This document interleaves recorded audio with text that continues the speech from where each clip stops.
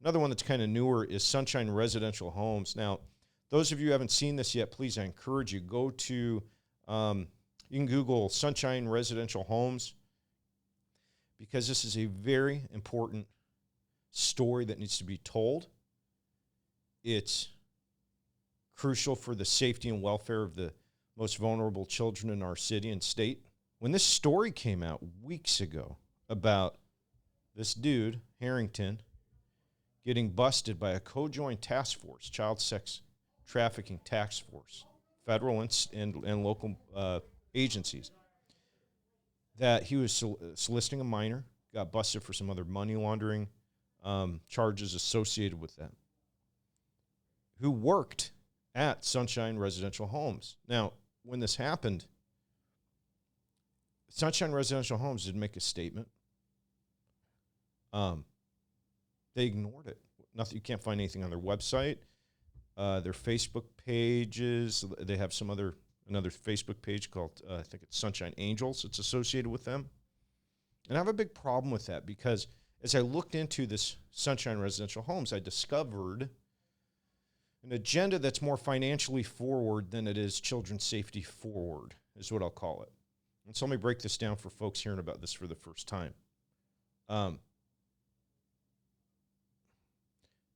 2013, I believe it was. I might be off a year or two. It might have been 14. I don't have it right in front of me.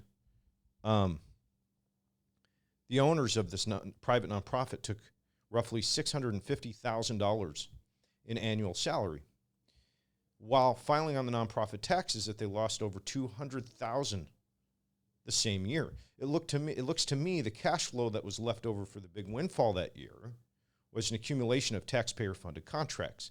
Now, the issue I have with this is during the same period and over a prolonged period of time, it's very easy to find in the public domain through multiple third-party review sites testimony from previous employees, previous residents there that were children, all kinds of stuff, showing and saying the same story in a different way. That basically the owner, he's a nice dude and everything, but he seems to care more about the money-making side of this operation than the long-term safety of the children. And you know what? After this last few weeks, I do find that to be true, because I have seen no statement from this man saying that there's two things: that the fact that this isn't being done, and if it is being done, you need to tell the public, dude. Number one, this dude Harrington, you think he was working for you because he likes to help kids? No, dude.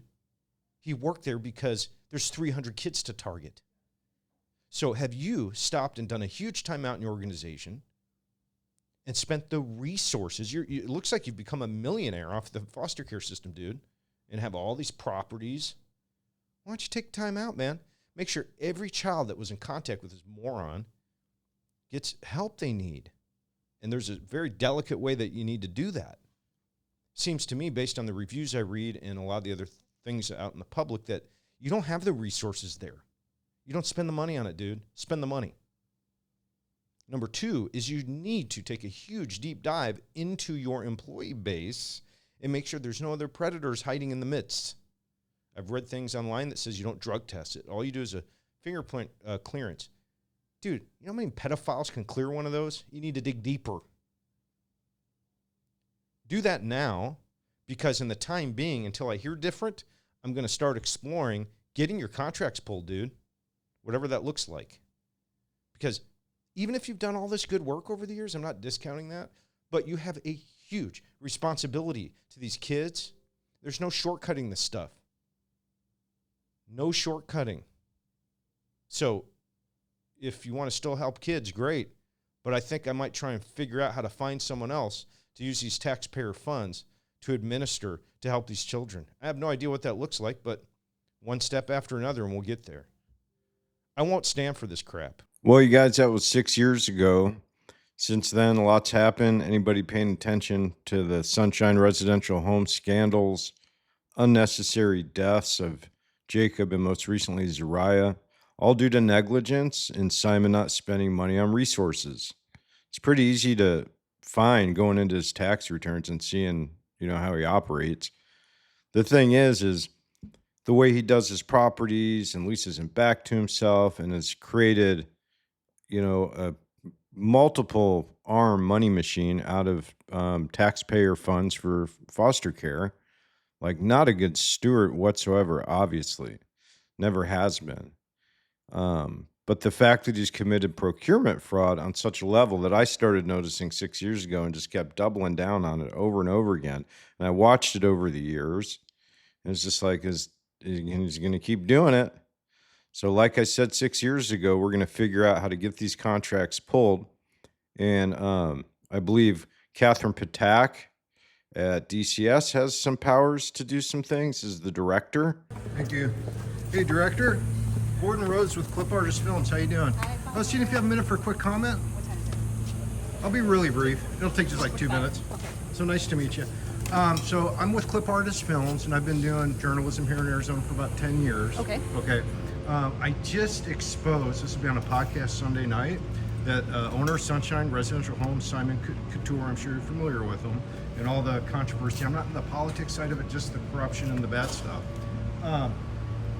We just caught him committing procurement fraud. He's been faking his online reviews for like almost 15 years. And so I was just seeing if you guys have comment on that allegation. I don't know Simon, and that's... Are you familiar with Sunshine Residential Homes? I'm familiar with Sunshine. I don't know Simon. That's He's the interesting he's the news. largest group in the Yes. for foster in the state. I'm familiar with Sunshine, of course. If you have a procurement issue, if you found something you think procurement should know, you should definitely send it to the procurement. Oh yeah, we're gonna offices. send Yeah, it all that okay. way. I just want, since you guys are in the, Yeah, you're the okay. the top person over there, right? Yes, thank you for letting So us know. I'm on X. If you want to watch the podcast Sunday night, it's going to be very eye-opening. And my motivation is just like you guys to protect children. Awesome, So, thank you. nice meeting you guys. You have a good day. Okay, thank you. Because these are direct contract violations. I don't think they really need to be litigated, honestly. And if the guy wants to sue Arizona, go for it, dude. The taxpayer would save a ton more money. So it's really like a no-brainer kind of decision. So, Catherine, I hope that you do that. And also, Attorney General Mays, you should absolutely go after him criminally. That's your job. I'm not into all the politics. It's dumb. No, we're going to just all fight back and forth all the time and not get anything done. Your job's not to create a partisan office over there and fight the president on everything. Your job's to the Arizona people. The Arizona voters already put Trump into office. That's over. So do your job, please, and get your investigators going.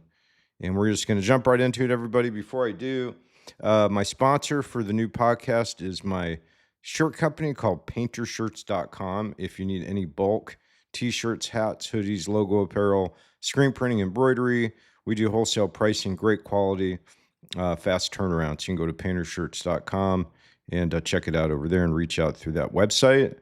And then if you have any tips, just go to clipartistfilms.com. You'll see a tip button and a disclaimer. Please read that before submitting anything to Clip Artist Films. Okay, let's jump right into it. With the naked eye, you can just cruise through there and things just pop out. It's so obvious. And you can tell, as soon as some bad reviews would come in there, boom, right behind that, these clusters of load balancing with good reviews that were written like in the same hand, same style, same cadence, a lot of times verbatim used. I mean, it's just so obvious. And it's not just like one or two, right? It's about a third of them. And the thing is the purpose of doing that is, if you look at the chart, is every time there's a wave going, they would come behind to give the good reviews, and then they get all the money from the state. That before they get their money, they have to go through a process. Their image is vetted, so it's like, that's overt. It shows a state of mind, and guilty. Dude's guilty. He's guilty of fraudulent schemes, procurement fraud, and probably more other crimes. I'm not the lawyer. That's Attorney General Mays. That's the 30,000-foot overview on the samplings. I did those in batches of 10, and so I have extra data that shows like the trends and the groups and the clusters. If you want to check that out, that's all going to be posted on clipartistfilms.com tonight. It's obvious that he's committed procurement fraud. the motives behind it. Okay, so let's dive into the structure of Sunshine Residential Homes. As far as they used to be a nonprofit, then they became a for-profit. Along the way and during, Sunshine Angels stayed a nonprofit. But Simon, it seems, controls everything. Same address. So I called Tess Wagner yesterday. She's the new executive director at Sunshine Angels. But it seems for all purposes, Simon controls that nonprofit too. So I think what he did was he's like, well, I'm going to have the nonprofit arm. I can control that. And then and evidence of that is Tess Wagner is the new executive director for Sunshine Angels, the nonprofit. And she worked since 2018 as a coordinator with Simon and pretty much was kind of seems like media relations and scheduling events and interfacing with the public and that type of thing. And so who better to answer questions about were there ever reviews faked?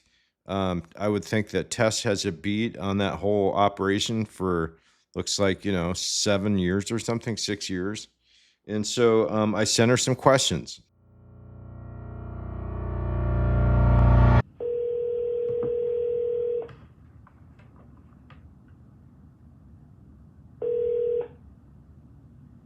Arizona Sunshine Angels, this is Tess. How can I help you? Yeah, hey Tess, this is Gordon Rose calling you from Clip Artist Films. How's your day going? Good, how are you? Hey, I'm doing pretty good. Nice to meet you. I'm an investigative journalist here in Phoenix, and I'm working on a story on Sunshine Residential Homes, and just had a couple of quick questions. Do you have a minute? Now is not a good time. Would you be able to email me? Absolutely, I can email you that if that's easier for you. Sure, give me just a second. Yeah, unfortunately, it's just not a good date for me. I'm kind of in and out of meetings. No, I understand. Get ready for the holidays. Okay, what's a good email for you? I'm ready. It'd be Tess, and that's TESS, Mm-hmm. at, and then it's Sunshine Angels, AZ, .org. Okay, so Sunshine Angels AZ.org Correct. and TESS at. Correct. Okay, cool. And so we've got two stories coming out. One of them is airing Sunday night. So if I get this stuff to you today by like 5 or 6 o'clock, do you think that's enough time to give us comment by Sunday morning? Is that reasonable? I may or may not. I'll try my best. Okay, fair enough. And if we miss you on Sunday's episode, there'll be a lot coming after. So if it goes in the next week, not the end of the world. It'll be a long-term story. So Okay, no worries. I appreciate the call. right on. Have a good day. Thanks, Tess. You as well. Uh-huh. Bye. Bye.